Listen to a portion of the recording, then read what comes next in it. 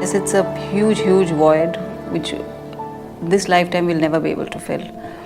Nothing can ever fill that. But I did begin to see Arushi in a lot of girls while in jail. There are little girls who come in with their mothers, the little girls, little boys, little children, like the young girls as well. And in particular, there was a young girl who I grew very close to. She used to sleep on the next bed or whatever you could call it, probably the next space. And I could see a lot of Arushi in her. She cared for me. She spoke to me as if Arushi did. She would kind of,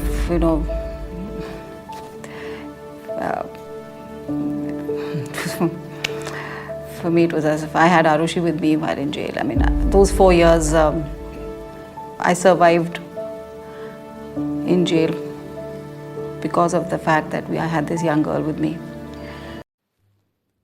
What you just heard were the voices of the prime suspects in today's case. And depending on when you first came across the story, you probably had a reaction to them. Maybe you felt sympathy. Maybe you felt suspicion. Or maybe, like many others did when the interview first aired, you thought they were putting on an act. Some called them master manipulators.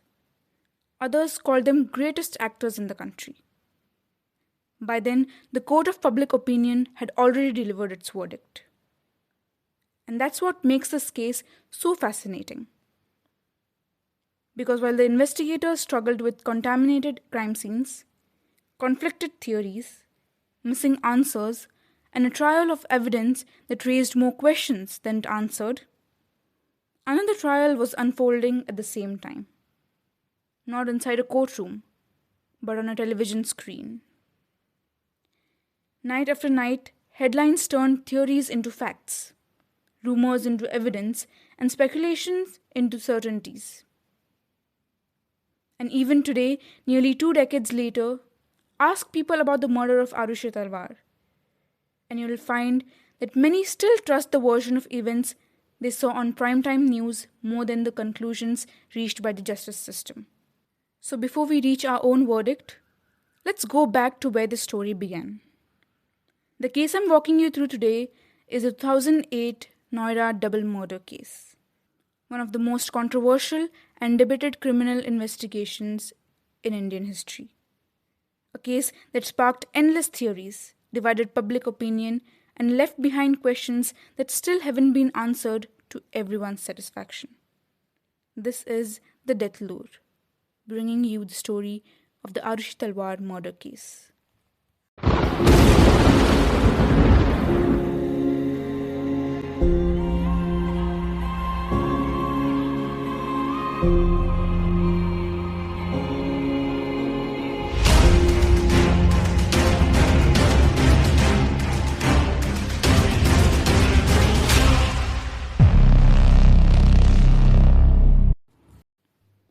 Although this controversy revolves around a murder and everything that followed it, it doesn't begin with a murder.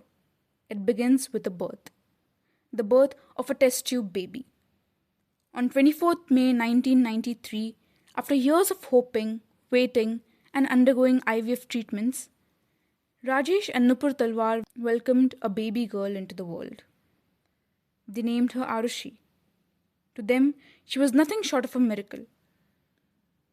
As an only child, Arushi grew up surrounded by love. Her grandparents adored her. Her parents worked hard to give her every opportunity they could. Family photographs from those years capture the kind of moments found in countless homes. Birthday celebrations, school functions, family vacations, and smiling faces frozen in time. By all accounts, Arushi was a bright, cheerful, and an affectionate teenager. She loved music, enjoyed spending time with her friends, worried about school, and looked forward to the future. Those who knew her remember a girl who was kind-hearted, polite, and full of life. For 14 years, 11 months, and 21 days, she was simply Arushi. A daughter, a granddaughter, a friend, a student, and then came the night of 15th May 2008. The night that would transform a family tragedy into a national obsession. May 15, 2008 began like any other day in the Talwar household. With schools closed for summer, 14-year-old Arushi was spending her vacation at home. Like many teenagers her age, her days revolved around chatting with friends, spending time online, listening to music, and enjoying a break from her usual routine. Nothing about that Thursday seemed unusual. Her father, Rajesh Talwar, was a well known dental surgeon. Her mother, Nupur Talwar, was a dentist as well.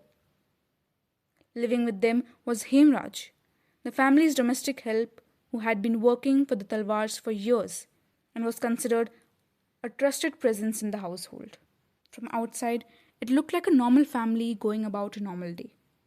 While the day of May 15th had been largely uneventful, the evening gave the Talwar family a reason to celebrate. But unfortunately, for the last time. Arushi's 15th birthday was just few days away, and her parents decided to give her one of her presents early, a Sony DSC W130 digital camera.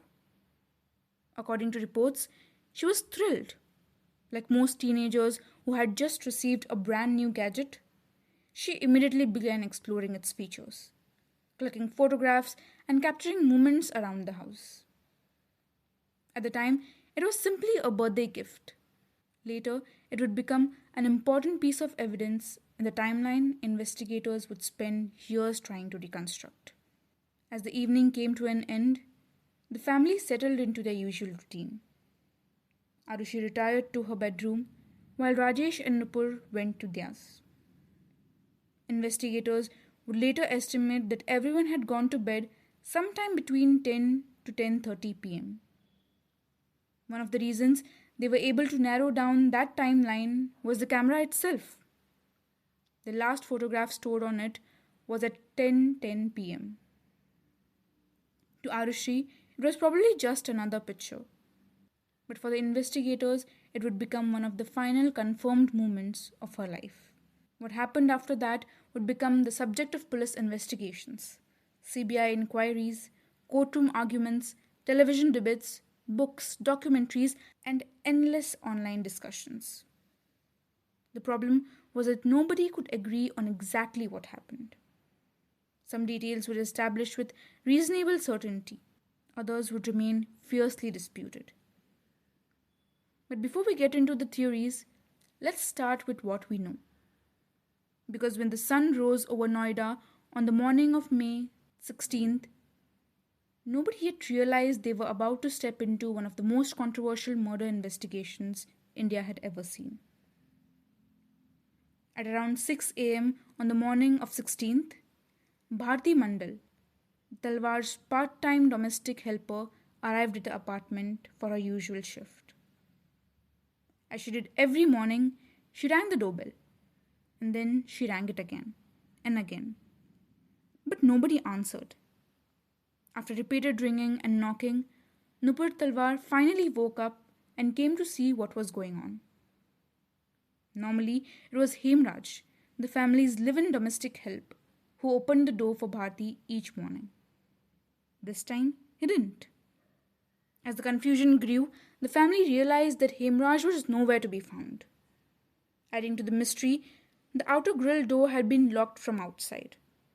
Unable to enter, Nupur instructed Bharti to go downstairs and stand beneath the apartment balcony. She would throw down a set of keys so that Bharti could unlock the door from outside. A few moments later, the keys were tossed down by Nupur. By now, the unusual morning had also woken up Rajesh Talwar. As he stepped into the drawing room, something immediately caught his attention. According to later accounts, a bottle of scotch from his bar was lying on the dining table. Something he found odd, because he did not remember drinking the previous night. At first, it was simply another strange detail in an already confusing morning. Then came something even stranger. Arushi's bedroom door was open. The family members would later state that Arushi usually locked her room from the inside before going to sleep. This time, the door was open. Sensing that something was wrong, Rajesh and Nupur approached the room. What they found inside would change their lives forever. Lying on her bed was 14-year-old Arushi Talwar. She was surrounded by blood. For a brief moment, confusion gave way to horror. Their daughter was dead. By this time, Bharti had finally made her way inside the apartment. And although nobody realized it then, the doors of the Talwar residence would later become one of the most heavily scrutinized detail of the entire case. The apartment's entrance consisted of 3 separate doors. The first was the main wooden door that opened directly into the Talwar's living area. That morning, Nupur had opened the door herself after being awakened by Bharti's repeated ringing of the bell. Beyond, it was an outer grill door, which the family believed had been locked. And beyond that was a small corridor leading to Hemraj's room. At the end of this corridor stood a third door. Later accounts would suggest that this door had not actually been locked, but had become jammed, making it difficult to open. At that moment, however, nobody was paying attention to the significance of the doors, locks, or corridors. As soon as Bharti entered the house, she was met by the sound of frantic cries coming from Arushi's bedroom. Inside, the scene was horrific. According to accounts, Nupur Talwar pulled back the blanket covering her daughter's body. Arushi lay motionless on her bed. One side of the room showed clear signs of violence. The pillow and the mattress were soaked with blood. Blood had dripped onto the floor and stained parts of the wall nearby.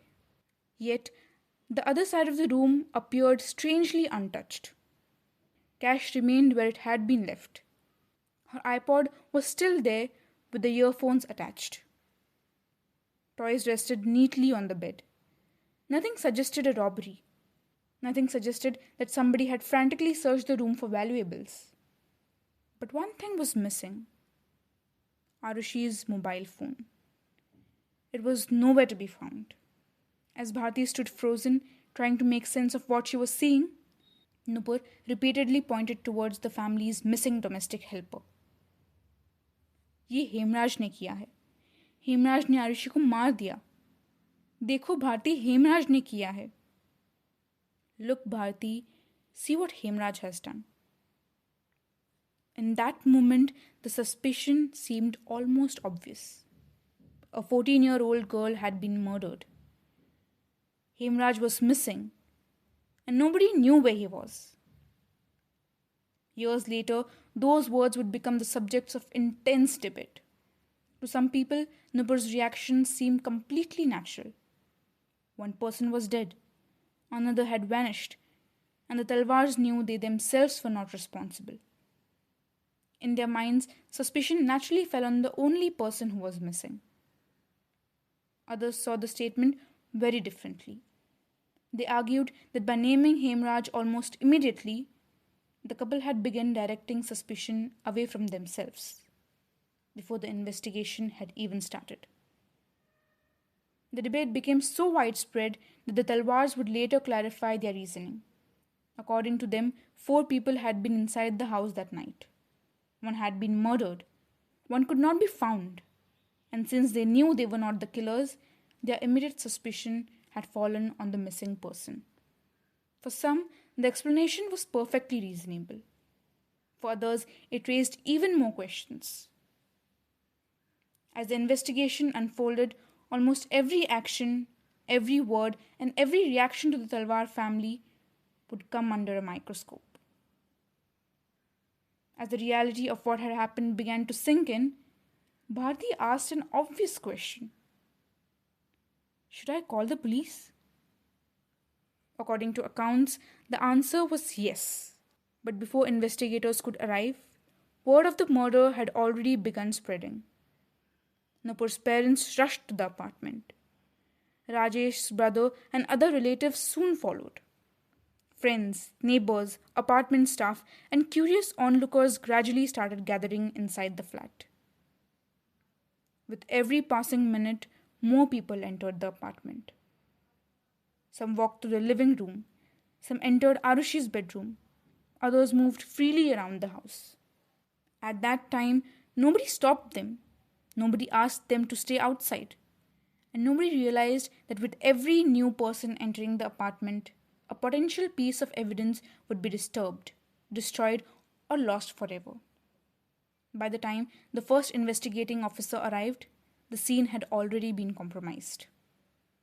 But what happened next would prove even more damaging.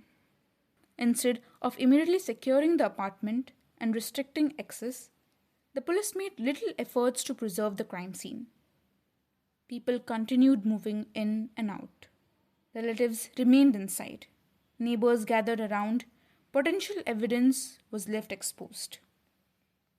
Today, this might sound shocking, but to understand why the police reacted the way they did, it's important to understand the mindset they arrived with.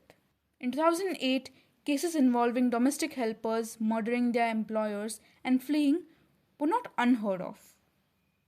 And when the missing domestic helper happened to be a Nepali man named Hemraj, investigators quickly began viewing the case through that lenses. To the police, this did not appear to be a complex mystery. It appeared to be a straightforward murder. A teenage girl had been killed. The family's live-in servant was missing. And therefore, in their eyes, the most likely explanation was also the simplest one. Hemraj had murdered Arushi and fled. Operating under assumptions, investigators treated the apartment less like a crime scene that needed to be preserved and more like a case that had already been solved. It would prove to be one of the most consequential mistakes in the entire investigation. Because years later, when investigators, lawyers, journalists, and judges tried to reconstruct what happened inside the Talwar residence that night, they would all run into the same problem. The scene that might have held the answers had been contaminated almost from the very beginning. As people continued moving to the apartment, some noticed something unusual. There appeared to be traces of blood leading towards the staircase that connected to the terrace above. The observation was brought to the attention of those present. But amid the confusion, the crowd, and the growing assumption that Hemraj had already fled the scene, the detail received little attention. No immediate search of the terrace was conducted. No urgent effort was made to determine where the blood trail led. It was a missed opportunity that would later become one of the most criticized decisions of the investigation. While this was happening inside the apartment, preparations were being made to send Arushi's body for a post-mortem examination. The autopsy, however, would become controversial in its own right. According to several accounts and later criticism, the mortuary where the examination was conducted was in poor condition. Far from the sterile environment most people imagine when they think of forensic examination, reports described an unhygienic and poorly maintained facility. Some accounts even claimed that basic cleaning had to be carried out before the examination could begin. Whether because of the condition of the facility, shortcomings in the procedure, or simple human errors, the postmortem report would eventually become one of the most debated pieces of evidence in the entire case. But despite the controversies surrounding it, the examination did establish several important facts about Arushi's death. The postmortem examination revealed several important findings. First, the investigators found no evidence of sexual assault or rape. The examination also confirmed that Arushi's throat had been slit by a sharp-edged weapon. According to reports, the wound appeared clean and precise, leading some investigators to speculate that it may have been inflicted by someone familiar with the surgical instruments. In addition to the injury to her throat, Arushi had suffered a severe head injury. The autopsy noticed a triangular shaped wound on her skull, and forensic experts concluded that she was still alive when the blow was delivered. According to the postmortem reports, it was this combination of injuries, the head wound and the deep cut to the throat, that caused her death. However, one section of the report would soon become the center of enormous controversy. The examination noted that Arushi's hymen was ruptured and showed signs of an old tear. It also recorded observations regarding the vaginal opening and cervix. Based on these findings, the doctors concluded the postmortem suggested that Arushi may have been sexually active at some point in her life. To be honest, this is where the story takes a turn and I find it difficult to ignore. Because the conclusions drawn from those observations was not universally accepted. In fact, even basic biology textbooks available to Indian students at the time cautioned against treating the condition of the hymen as proof for sexual activity. The NCERT Class 12 biology textbook, in the chapter on human reproduction, states, "The hymen is often torn during the first coitus." That's a word used in science textbooks for sexual intercourse. However, it can also be broken by a sudden fall, insertion of a vaginal tampon, or active participation in some sports like horseback riding, cycling, etc. In some women, the hymen persists even after coitus. In fact, the absence or presence of hymen is not a reliable indicator of virginity or sexual experience. In other words, the mere presence of a ruptured hymen does not automatically establish that a person has had sexual intercourse. Yet, once the postmortem findings entered the public domain, that nuisance was largely lost. What had begun as a medical observation was quickly transformed into a narrative. And that narrative would soon dominate newspaper headlines, television debates, and public discussions across the country. Long before investigators had established who killed Arushi, people had already begun speculating about how she lived. On 17th of May 2008, Arushi Talwar was cremated in Haridwar. For the Talwar family, the nightmare was already unbearable. Their 14-year-old daughter was gone. The man police believed to be responsible had disappeared, and the investigators seemed convinced that they were searching for a fugitive. But while the family was returning from Haridwar, everything changed yet again. Rajesh Talwar received a phone call from his brother. The news on the other end was shocking. Hemraj had been found. Not hiding, not absconding, not on the run, but dead. His body had been discovered on the terrace of the very apartment building where Arushi had been murdered. The same terrace that had gone unsearched despite the bloodstains leading towards it. The same terrace that investigators had failed to properly examine for nearly 24 hours. Suddenly, the theory that had dominated the investigations from the very beginning began to collapse. Because Hemraj was no longer the prime suspect. He was now a victim. And according to the post-mortem examination, he had been murdered in the manner strikingly similar to Arushi. Like Arushi, his throat had been slit. But unlike her, forensic findings suggested that the fatal injury may have been the severe blow delivered to his head, which left a triangular-shaped wound similar to the one found on Arushi. Other details raised even more questions. Hemraj's sleeper was still on his feet when his body was discovered. Investigators interpreted that this was a possible indication that he had reached the terrace alive before the fatal attack was completed. Bloodstains were reportedly found on the staircase leading to the terrace, as well as near the lock, suggesting that a wounded Hemraj may have been dragged or moved while bleeding. And then there was the manner in which the body had been concealed. A bedsheet had reportedly been hung in a way that obstructed the view from neighboring buildings. The body itself had been covered with a cooler pad. Whoever had left Hemraj on that terrace had made at least some efforts to prevent him from being seen. The discovery transformed the case overnight. For almost 24 hours, investigators believed they were searching for a killer. Instead, they found another victim. The man they thought had murdered Arushi Talwar was now lying dead on the terrace of the very building she had been killed in. And suddenly, nothing made sense anymore. How had the police missed a body on the crime scene for an entire day? Who had murdered Hemraj?